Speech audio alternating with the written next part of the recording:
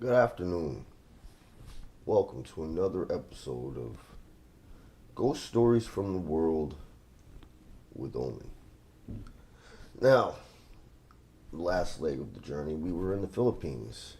And while I was there, I met a couple of pretty cool people. Attractive young lady named Joanne and her cousin Herbie J. They said, "Hey, Reese, there's some haunts all throughout the islands down here. It'd be wise to investigate, check it out." I said, "Really? Where else do you suggest, Joan?" She told me to head to Indonesia, that the ghost stories were thick. Thick. Oh. So I figured, you know what? Why don't I head on over to Indonesia? Find out what it is that I can find out, these whole ghost things. So of course I flew into Jakarta, obviously. But I heard if I really want to find a lot of these ghosts, I've got to get in the area of Java. So I headed over to Bogor. I figured that'd be an easy place to start asking some questions, right? So that's what I did. And when I got there, oddly enough, this song was playing. Where from, I still don't know. And it took me a while to find this song. But I heard this playing somewhere in the area. I'll play it for you.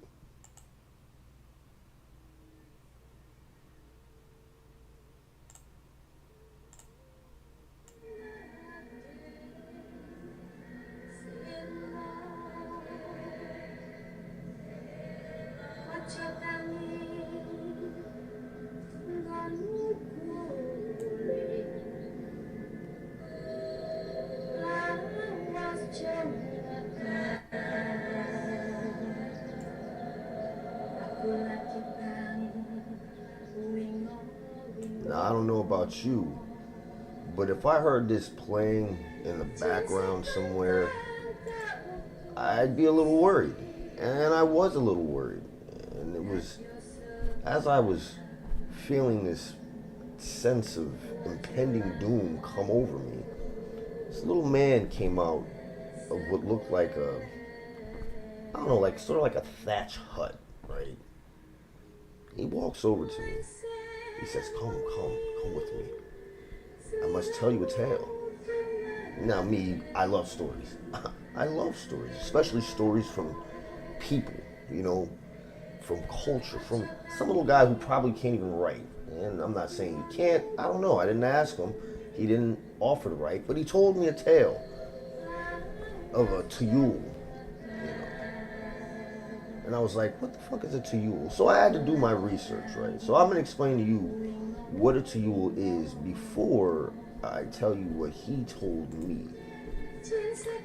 The Tuyul is a spirit of a child, said to be invoked using an aborted baby and a shaman's black magic. They look like bald, strangely shaped toddlers, but with grayish skin and larger reddish eyes. Used mainly by their owners for petty theft, they are kept in urns and jars. I was like, that doesn't seem like a whole lot for me to really go on. So, obviously, I looked a little bit deeper into the Tuyul. I found this article, which I thought was a little interesting. Here's the introduction. All right. For those of you who are not familiar, for those of you who are from Indonesia and Philippines and such, you guys are probably very familiar with this. But for those of our viewers who are not, I'm going to give you a little bit of background really quickly so you understand what we're dealing with here. A tuyul, or tuyul, is an undead infant that appears in folklore in Southeast Asian countries and especially in Malaysian mythology. It is considered a helper by local shamans who are also known as dukun or bomo, who practice black magic. The primary use of the demon is to steal from the rich, like the babi Nagibit from Indonesian mythology. In villages, people keep these creatures for various reasons, such as to steal or sabotage. With special rituals, Tuyul can be made to be powerful and lethal. Usually, it is kept in a jar in a dark place until needed or buried. Once the use of the spirit does not exist, is either buried deep or disposed at sea. The curse of an improperly disposed Tuyul can stay with the family for generations. The Tuyul is often described as a toddler who is almost naked. In modern times, it has been given a similar appearance to that of a goblin with green skin and pointed ears. The spirit is known by different names in various cultures and traditions. The Malay word Tuyul is Tuyul in Indonesian and Javanese. It is also known as Koen, Crow in Khmer, and Kui Kia in Hokkien. In Thai mythology, the male version is called Kumarn Thong. Philippine mythology also has a similar creature known as Tayanak. They can be used to do tasks for their owners, which mainly include stealing, causing harm, helping in gambling, creating a nuisance, or in some very rare cases, even murder. The Tuyul is very attached to the owner and gets stronger every year. The presence of another child in the house incites extreme jealousy in the demon, who then rises to harm the owner and the child. The jar is usually passed on from parents to children as a protector of the family. There are many rules that have to be kept in mind while taking care of a Tuyul, which makes it a very difficult task. Although useful in many ways, they are not particularly smart and get distracted easily, like small children. Some ways people use to save themselves from this spirit is to have lots of toys and marbles in their house. All valuable are also kept near a mirror as they are scared of their own reflection. Even today, many families in Malaysia and other parts of Southeast Asia have a jar with a Tuyul at home. They are now popular characters in many TV shows and cartoons. The Hollywood movie Gremlin was also loosely based on the rules to take care of this demon baby. Demon baby. Now that you have the background, let me tell you the story and set the tone for what it is this little old man told me when he accosted me, basically, and took me into his hut. He said, "I know who you are." I said, "You don't know me. You have no idea who I am. I've never been to this country before in my life, and I know no one here, so how do you know me? Your name is known in the circles of amongst us. Of amongst you? Who are you? And why would my name be amongst your circles of people? Tell me, sir." The feeble old man reached into his robe and pulled out a jar, similar to the jar I keep Rosamund in. I was kind of shocked. I had never seen anyone else with these incantations and carvings on anything. I thought I was the only one. So I said, "So you have a fucking jar. Good for you, buddy. I've got jars too." He said, "You know what this is." I couldn't deny it anymore. "Yeah, I know what it is. So how do you know me?" He said, "We're a network. There's many of us. Although yours is not a Tuyul, it's very similar, Rosamund." "Oh, you know his name." "I know its name," the old man said, corrected me quickly. I said, "Yeah, you're right. It doesn't really have a sex or anything. But it's not a kid. It's not a child, but similar in its ways." I said, "No, trust me. Trust me. You've never heard the stories of Rosamund's exploits, my good sir. Rosamund is nothing like what I've read of your Tuyul. In fact, he's much worse. Trust me, he's much, much worse. But that's not what we came here to talk about. We came here to talk about your Tuyuls, right? That's why you've dragged me into your hut, right? I mean, hopefully that's what it is. You're not about to, like, knock me out and steal my kidneys, are you? Not that you would fucking tell me if you were. Shit, why am I even standing here? I start backing up now because, even though he's got this jar and shit, he kind of knows who I am and understands and knows Roswell, which would probably mean that he's not going to steal my kidneys. I still don't like the situation. So I back out of the door. He throws his jar at me, right? I catch it. It starts to glow. I look inside of the jar and I see this little tiny, looks like goblin kid, right? Except his skin is not gray or green. It's more of like a pale blue, right? His eyes are all red. He looks up and he starts crying. I look at the guy, I say, why is he crying? He said, I believe he has never gazed upon a face so ugly as yours. Whoa! Whoa!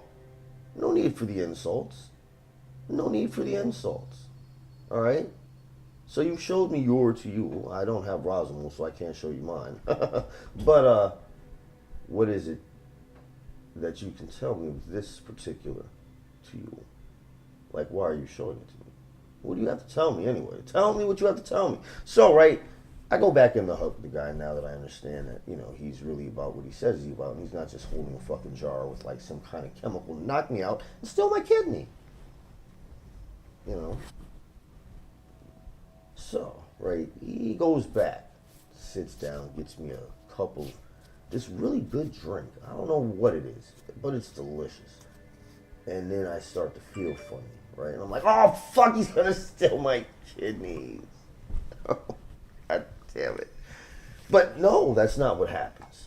I'm enlightened. My mind is opened, right? I just feel like I know, right? I know. And in knowing what I knew at the time that I knew it, I saw the history of this particular Tuyul that he had in this jar. Now, apparently, this Tuyul had been passed down in his family for many, many generations. I'll tell you the backstory. About 500 or 600 years ago, this child was born. It is a sickly child, Parents didn't really think he was going to make it. Took too much fucking work to deal with him. What I believe was probably the issue was he was probably a colicky baby. He's crying and complaining about shit. Parents back then didn't have time for that shit, man. You got things you got to hunt or that are hunting you. This fucking baby constantly crying and shit. You don't want to hear it. So, they did what a parent back then would do. And they smashed the baby's head with a rock, right? They smashed it. Smushed it. The father did this. Because, the mother couldn't do it. But she, in this guilty sort of sorrow, went to the shaman.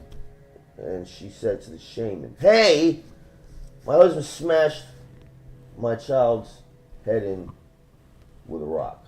And, we need to rectify that situation immediately with your black magic. And the black magic was performed, right? This little smashed-headed baby came back, right? Now, you gotta remember, most of the time this is done when they're a lot younger than this baby was smashed up and killed and brought back. So, needless to say, this baby had a little bit of memory of what the fuck happened in the first place, wasn't happy when it was brought back to life as a Tuyul, right? Now, mind you, the mother brought him back, so the mother is who he belongs to, just like he would in real life, in some sick, twisted way. Now, her and her husband, obviously now, have this really strained relationship. Now, he is not aware that she has brought back the son. He doesn't know anything about this shit, right? She's kept it from him. She goes off and deals with her little, mutant baby that she's brought back. Black magic, right? Now, her and the father's relationship, like I said, is strained. She's mad that he smashed the baby's head, and he's mad that she's mad about it, right? Like, what the fuck, bitch? Like, it had to be done. Had to be done. We got jaguars and shit in the jungle trying to eat us. This little fucking rugrat screaming its fucking head off every 5 fucking feet. Goddamn jaguar almost took off my goddamn face. I'm missing my hand because of this shit. And you're mad? God damn it. We can have more.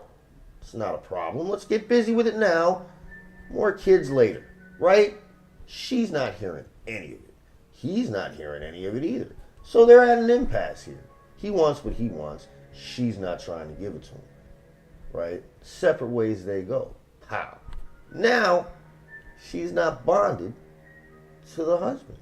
The baby, sensing her anger, right? Sensing it. It's mad. Of course, she's thinking all types of really fucked up shit about him. Smashed her kid's head in with a rock. And then didn't even feel bad about it. No mourning. None whatsoever. He's more upset about his fucking hand than the baby, right? She's not happy with that. Boom. Now she's on her own. She's on her own, which isn't a good thing for a woman back then, especially without the means to take care of herself. She has to have a man of some sort, right? That's just the way it worked there. So, of course, she finds a man. He's a good man, treats her well. Shit, she has a child. Now, it's been about 2 or 3 years now, She comes in contact with her ex at a goddamn village somewhere fishing, right? She's bringing her wares that her new husband has caught. He's coming with his measly catch, right? He's fucking upset about this shit. He's mad because obviously he would have been able to do more fishing if he had 2 hands. And he only doesn't have 2 hands because her dead kid kept crying and shit, which was his kid too. And he lost his hand to a jaguar that jumped out and tried to bite his face off. And instead he got his hand and ran off. Right? So he's mad about this. Sees her, starts talking mad shit. Ah, you stupid bitch. And somehow he's still angry about it 2 years later, I guess. I don't know. But he starts yelling at her, smacks her fish all over the place, right? Smacks it all over the place, hits the ground. Nobody wants it now. So she has to go back, tell her husband what happened, right? So he's not too happy about this shit because he was out there all fucking day fishing and shit for her to go back, come back with some more money and other things they needed from the village. He finds out about the one-hand ex-husband did this shit, gets really upset, goes over there, whoops his ass, right? Whoops his ass. Now, of course, the husband, he's pissed. He's pissed. He's lost his hand to this bitch's baby, which was his baby, by the way. It was his baby that he smashed his head rock, right? Now, you guys are probably wondering, what the fuck does all this have to do with the goddamn Tuyul and this guy who's old and snatched you up in Indonesia somewhere? Okay, I'm getting to that. Calm the fuck down. Let me tell the story. Anyway, right? So, the new husband whoops the old husband's ass. The wife is still not satisfied with this. She's not satisfied with this at all. Because now, she's bought it up. The fact that his hand is missing because of the baby whose head he smashed. He's bought it up. Now, she's angry. She's fucking furious. She goes home, right? Gets her jar. One that she's been concealing for quite some time. The baby inside there is angry. He feels ignored. He tells his mother this. She tells him why he's been ignored. Because of the father. The father who killed you. Crushed your fucking head with a rock. Right? Now, of course, little Tuyul, they tell you stories about mischievous little things that they do. And they're like gremlins. And shit the fuck wrong with these people? They're not like goddamn gremlins. And they're not fucking mischievous. You're gonna tell me that something whose life is snatched away from it so early, not even given a chance to experience suffering and pain, is just gonna be chill with that shit? I think not. Especially when you bring it back to supposedly do your bidding. Supernatural forces are at work here, people, and it's black magic. Black magic and supernatural forces never work the way we want them to, and it didn't work the way this bitch wanted it to when she did what she did. Oh, it was bad. It was bad. Because now Child's thinking to itself, well, how the hell did Dad take me out and bash my fucking head in with a rock? Huh? Where were you, Mom? Oh, probably ignoring me like you have been for the past couple of years since you put me in this jar. This is what it's thinking, right? This is what it's thinking. As the mother cries into the jar. Now she cares. Now she wants to pay attention to it because she's upset. Huh. Oh, this little Tuyul felt this energy and it absorbed all of it. All of it. As soon as she opened that fucking jar, that Tuyul hopped on her like fucking flies on a big ass pile of buffalo dung. It was fucking vicious. He tore at her throat immediately, ripped it right out of her fucking neck, chewed on it, slashed her with his little claws all in her face, tore her eyes out, ripped off her nose. I mean, it was absolute savagery. The only one left to witness this was the new husband. The new husband. Now there was a child within the mother, and a child that had been born before this whole thing happened. So there were two children, one born, one unborn. This Tuyul has savagely murdered this mother brutally. He doesn't attack the children or the new husband. Instead, it leaps off into the woods and disappears. The father sitting there, you know, the new husband, he's in shock. He has absolutely no idea what the fuck he just witnessed. But his child within the mother somehow miraculously is born. Strangely. I mean, she was close to the date of giving birth. So this child was born. Now this Tuyul, you say, is supposed to be linked to an owner or something in order for it to live. How is it going to hop out into existence on its own without its owner? Well, see, it was its inception which created a special Tuyul, one that did not need to be binded to a jar, one that no longer needed to have an owner. It was its own. And it was a terrible little thing. It murdered many of its family members. Anything that it could find that shared the same blood as it murdered. Except for the two siblings from the new father.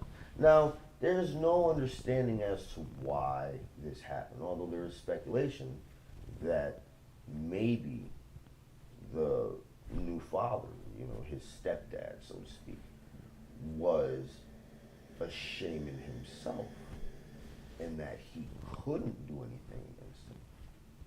But there's no hard facts or evidence to prove that, and the guy's story didn't really go into too much detail about that little family. So we can put the two siblings and the father completely out of the picture now and focus solely on this Tuyul. Now, it finds its dad, and I call it an it now because it's no longer either male or female. It is completely monster. It has destroyed its vessel of birth in a savage and brutal way. It's cut off its connection to the earth world as far as it being anything which can now be considered human. Finds the father, right? Father recognizes it. Right? Even though he doesn't recognize its physical form, he recognizes its energy, you know, the energy. He knows what he's looking at. He drops down to his knees. Now you're probably saying, well, why would he do that? I mean, like, this thing is going to forgive him for what he did. Well, you're sadly mistaken, because it did forgive his father. for what he did. You're sitting here saying that makes absolutely no sense. But it does make sense. And here's why it makes sense, folks. The child was never angry at his father. Oh, but you said, yeah, I know I said it, but I lied. He was never angry at the father. He understood the father did what was necessary for the survival of all of them. Now, of course, did this mean that the father was going to be spared the wrath of this Tuyul? No, not at all. It just meant that he understood why the father did what he did. He still killed the father. Brutally smashed his head in with a big rock. Smush. Until there was no more head. Just a big rock where a head used to be, and a whole bunch of blood and brain matter and bone fragments and shit like that.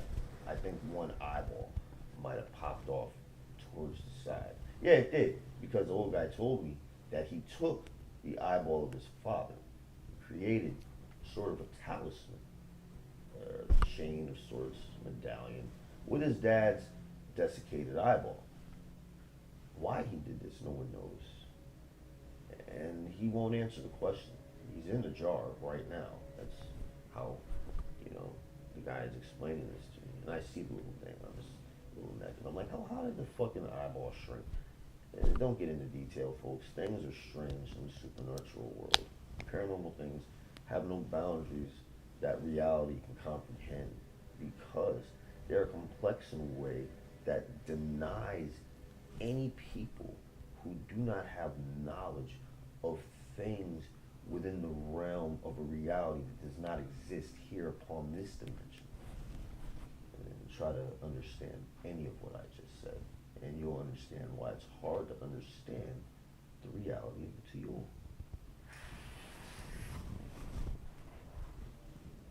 They wanted people to believe that these things were pets, and that some person or persons had to be behind their trickery and their deceit. And for some of the Tuyul, this is true. But not for the original Tuyul. Not for the first. He was a different type. Now, after he's smashed his dad's head in with a rock, the dad's new wife sees what this Tuyul has done. Her family comes from a family of very spiritual people who dabble in both black and white magics. She knew what had to be done, and she did what had to be done quickly. Binded him. Now, he is not a pet. He can't be let out of this jar for any fucking reason whatsoever. But because he's no longer binded to anyone in particular, well, they can't just toss him away either, because he'll roam freely. So he's been kept in this jar for hundreds of years and passed along to this family to make sure that he never gets out the jar. So I'm wondering to myself, why the fuck did this jackass toss this jar at me? What if I didn't fucking catch it? What if I just sat there and looked at him like, I don't care that you're tossing a fucking jar at me. If it breaks, it breaks. And it breaks, and then this damn thing gets out and starts terrorizing the Indonesian archipelago. Like, how would that fucking go?